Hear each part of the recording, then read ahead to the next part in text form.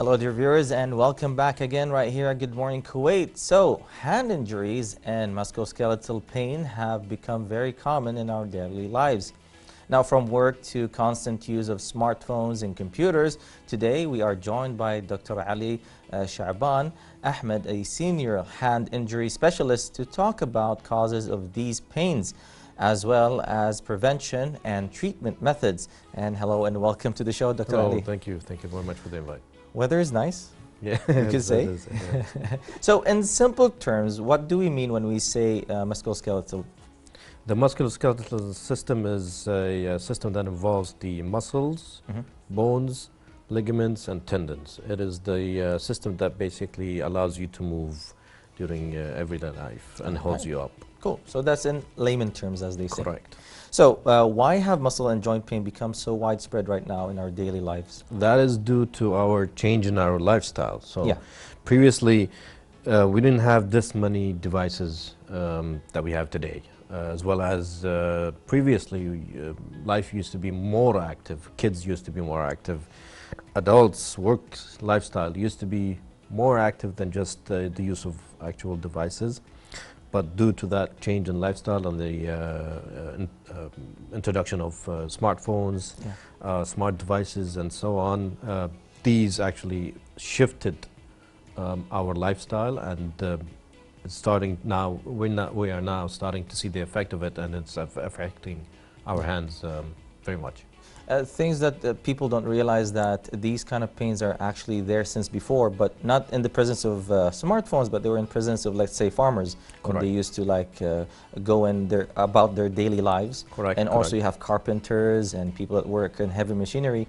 These were there, but now because we're living in a hustling, bustling life with technology, these are added now to the list. Correct. So before it used to be just more than cumulative trauma disorders or cumulative disorders, that we call it, which is an injury that occurs over time and the accumulation of stress and load on the muscles and joints over time.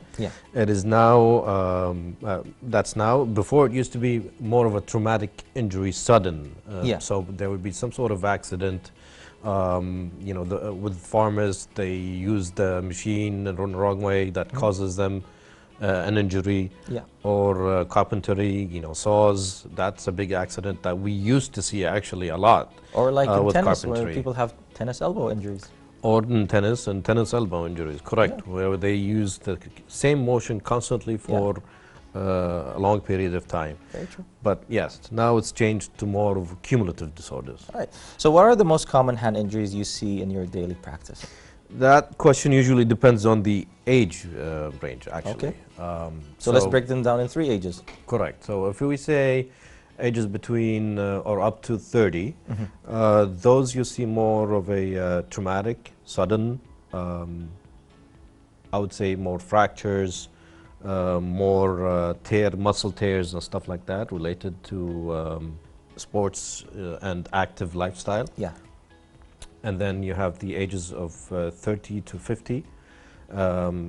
Those differ. It's like it's more of an inflammation type of injury, where because of the constant use of the hands and the muscles and the musculoskeletal system, you develop an inflammation in a tendon or such, and it starts causing pain. Or sometimes a nerve is being compressed due to your high use of the muscles, so now you're feeling nerve pain. And then above 50 and above, that's more of a, due to the lifestyle, it's arthritis and age. It's like arthritis, severe disorders, and that are life, you know, as we call it, chronic disorders that are with you for your life, such as osteoarthritis, rheumatoid arthritis, and so on. Now coming to the main question, which everyone is waiting, is like, how is smartphone and computers like the number one thing that actually makes people get to these injuries? Especially our director, who has many questions for you before we started. Actually, yes, we did. So the use of phones and computers. Before we used to see a lot of carpal tunnel syndrome, is what it's called, due to the high use of the keyboard, and that was I'd say late 80s and then up to the 90s. But after that, since the introduction of smartphones, and actually beginning prior to the smartphone, during the time of BlackBerry phones. When the keyboards were like more yes, when use. the keyboard was attached to the phone itself, and the people had to use thumbs a lot. We were looking at something called overuse syndrome in the thumb that would cause that pain. And people did, because people came in and complained about it. But after that, smartphones were introduced, and the smartphone itself, you think it's a light device. You think you carry it as a whole. Maybe you're used to high weights or relatively to a mug. It's not that heavy, but in reality, on your fingers, using it constantly during the day, all the time, it puts a stress and load on your joints. Yeah, because it does two things. It does what the tennis elbow problem is, which is using the same motion. Correct. And at the same time limiting your finger only on like those 2 inches of moving only. Yes. So moving your thumbs, whether it's moving your thumbs or even resting your phone on your actual pinky, which is a common problem that people complain of. They say my pinky is hurting for no reason. And I went and saw dozens of doctors. Nothing is wrong with me. Well, that's because you're using your phone. Do you use your phone? Yes, every day. You know, I just hold it like this. Okay, thank you. Exactly. It's so smartphones, unfortunately, yes, have become, let's say, more of a nuisance than an actual helping device. One advice is take a rest every now and then. Yeah, true. So when is hand or joint pain considered normal, and when should we seek a medical help? If you're feeling pain, if you bump into something, or even if you're using the phone and then you're feeling the pain, and it's not more than 3 days, and then it starts to go away, that might be okay. That might not be an issue. But if the pain persists for more than 2 weeks, and it's been there for 2 weeks, and it's now persisting more than that, definitely you need to see a specialist. Okay, so the difference between muscle pain, nerve pain, and joint pain. Okay, so muscle pain is in the muscle itself. Sometimes you feel the muscles burning. Leave nerve pain alone. Joint pain is in the exact inside the joint itself. So with muscle pain, it's not around, it's around the joint. It's somewhere in between here, between the joints itself of the wrist and the elbow, or between the elbow and the shoulder. You feel it in the muscle itself. Whereas joint pain, you do feel it in the joint, in the actual joint. And even if you're at rest, it's more of an isolated kind of pain. It is more of an isolated type of pain, and you can point it out. Sometimes muscle pain, you cannot point exactly to where the cause of the pain. It could shift, and plus if you do your hand this way or this way, it could also shift. Exactly. But joint pain, even when you're at rest, you can feel it. Muscle pain, if you're resting, it goes away. Now, nerve pain is associated with something called the numbness and tingling.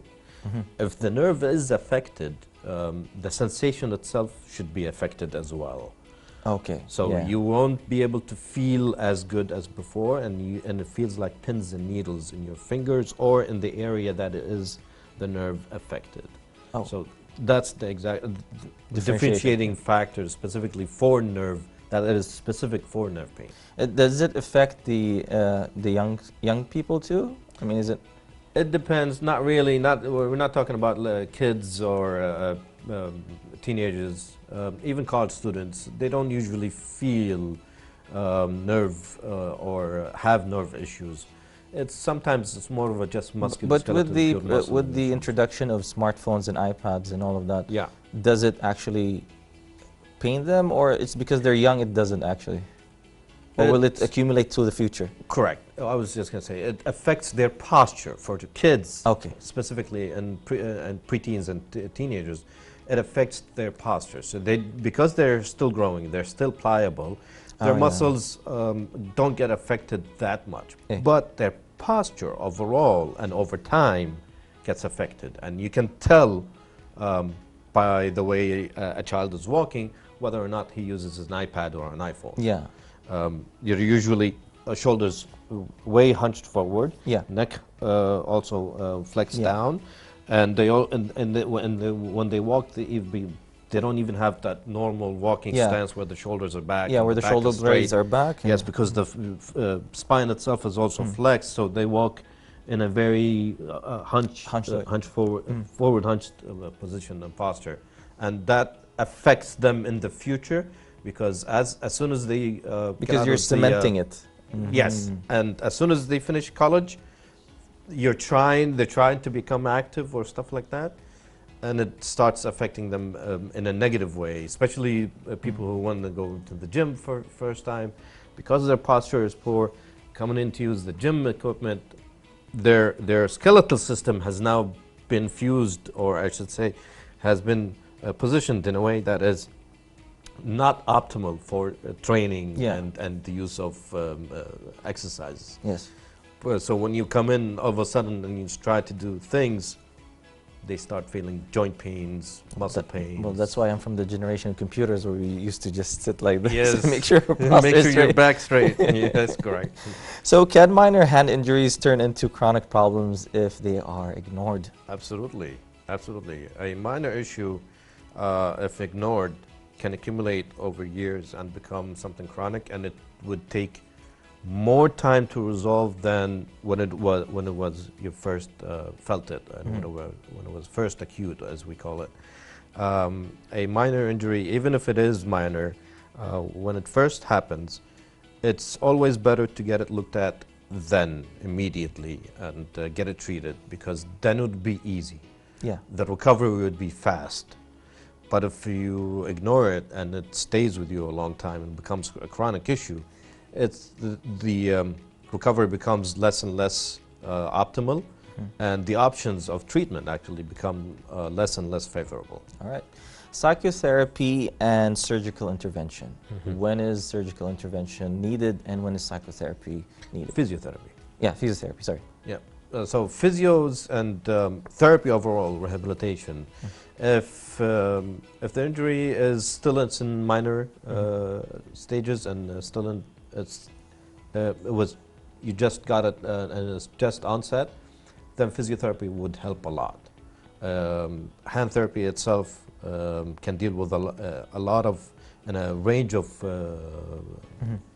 disorders and injuries in the upper limb, whether it's nerve, musculoskeletal, it's post-surgical, or it's pre-surgical, it's a traumatic form of sports injury, like it's a sports injury, or even if it's a birth defect issue.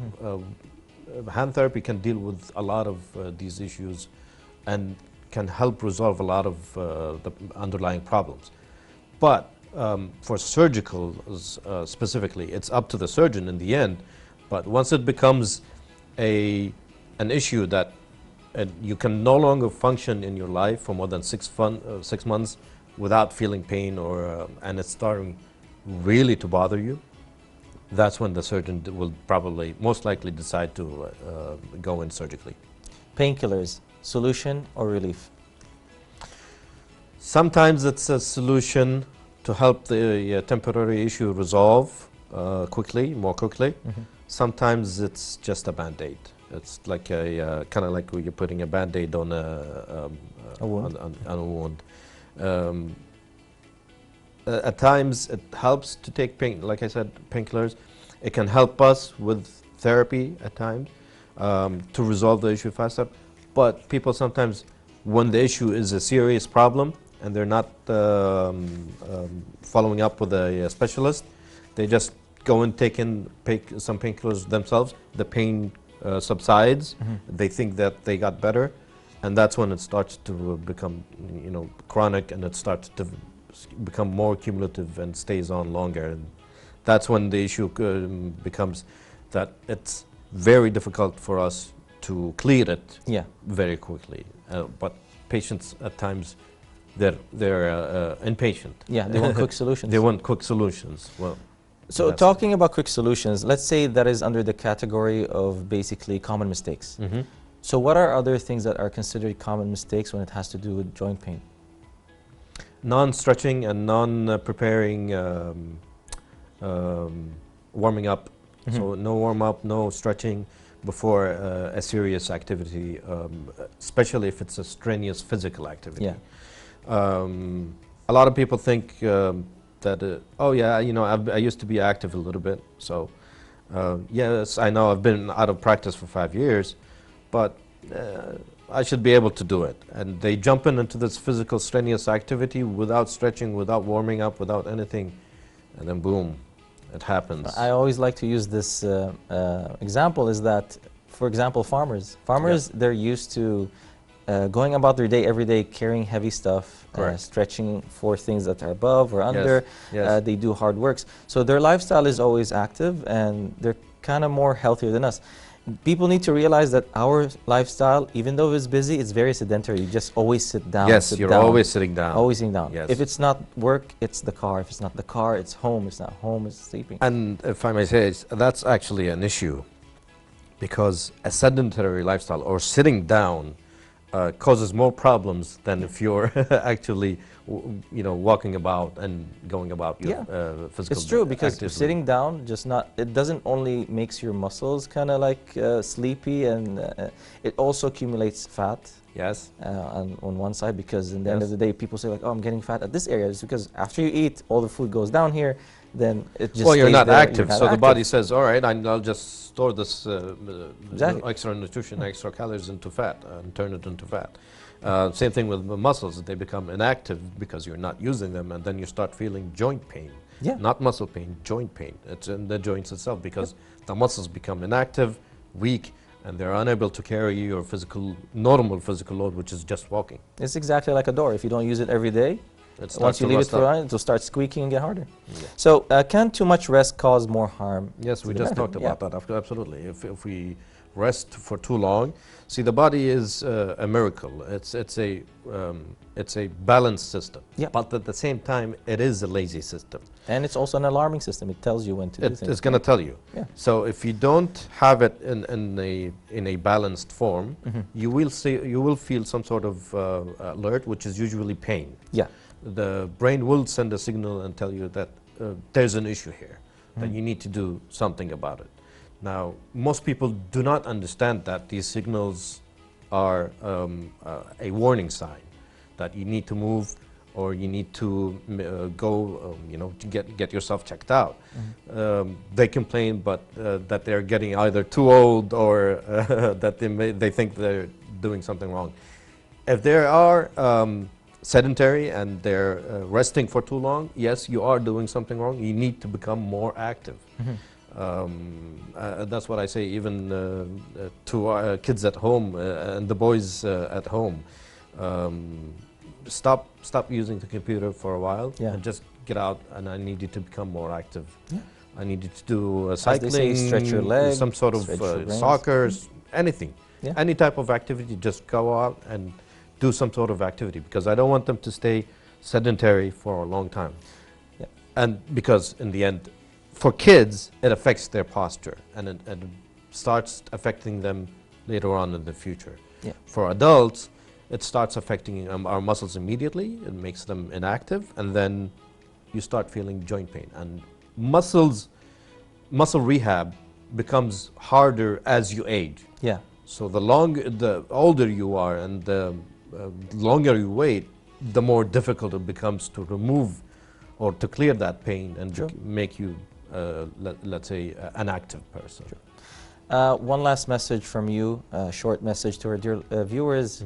If we talk about lifestyle in general, how to actually change your lifestyle if they have to start today. Do simple stretches. There's a simple stretch that I recommend that does not take literally more than 5 minutes. You can do it with your entire body. Start off with your hands, since I'm a hand specialist. You hold the fingers and extend your wrist, and you just pull the fingers, relax this area, make sure the elbow is straight, and you stretch out the flexors, the muscles that are here. Same thing, you go the opposite way, okay? That's gonna be for your forearm and a little bit of the arm muscles. For your shoulder, do a big circle for about 5 turns, and then go the opposite way for about 5 turns. That activates the back and The chest shoulder blades. muscles, yeah, all the shoulder blade muscles, that they break up any type of, let's say, issue that's causing in the muscles if they're becoming too stiff or something like that. And then touch your toes 3 times. That should activate your lower body. And if you do that just every day, you maintain a more of a healthy lifestyle and more of a healthy body. All right. Thank you so much, Dr. Ali, and we hope to see you again. It's Thank you. such a wonderful episode that we actually had with you and had a great time, and I hope we see you again. It was a pleasure. Thank you so much. Thank you so much. All right, dear viewers, that was Dr. Ali Shaban Ahmed, and he's a senior hand injury. Thank you so much for being with us. And how about we go take a break, and we'll be right back for more after this.